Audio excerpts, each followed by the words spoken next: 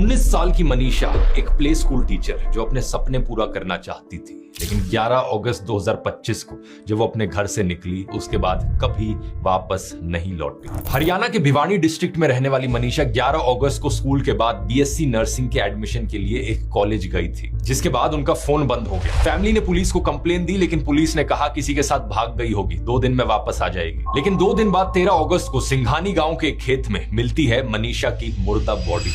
उनका गला कटा हुआ था, कई सारे ऑर्गन्स बॉडी से गायब थे। पुलिस ने फिर जाकर मर्डर का केस दर्ज किया। भिवानी सिविल हॉस्पिटल की जब पहली पोस्टमार्टम रिपोर्ट निकल कर आती है, बताया जाता है कि मनीषा के गले पर किसी धारदार हथियार से काटे जाने के निशान मिले। लेकिन 15 अगस्त को पीजीआई रोहतक में दोबारा पोस्टमार्टम होता है। अब कहा जाता है कि मनीषा की बॉडी में पेस्टिसाइड मिला और पुलिस कहने लगी कि मनीषा ने तो एक्चुअली में आत्महत्या कर ली पेस्टिसाइड खाकर। अचानक से पुलिस मनीषा की लाश के पास एक सुसाइड नोट मिलने का दावा भी करने लगी। मिसिंग ऑर्गन्स पर सवाल उठा तो कहा गया कि किसी जानवर के खाने से ऐसा हो गया होगा। मतलब हद होती है। जाहिर सी बात है, लोगों ने आरोप लगाया कि पुलिस यहाँ पर कवर अप करने की कोशिश कर रही है, लेकिन लोग सड़कों पर आ गए प्रोटेस्ट करने के लिए। सरकार ने इंटरनेट सस्पेंड कर दिया। यह हरियाणा में एक बहुत बड़ा मुद्दा बन गया है जो स्टेट के लॉ एंड ऑर्डर पर सवाल खड़े करता है। दूसरी पोस्टमार्टम रिपोर्ट में कई सारी इनकंसिस्टेंसीज भी सामने आई, जैसे कि रिपोर्ट में कपड़ों की जांच नहीं की गई थी, जो कि एक बड़ी लापरवाही थी।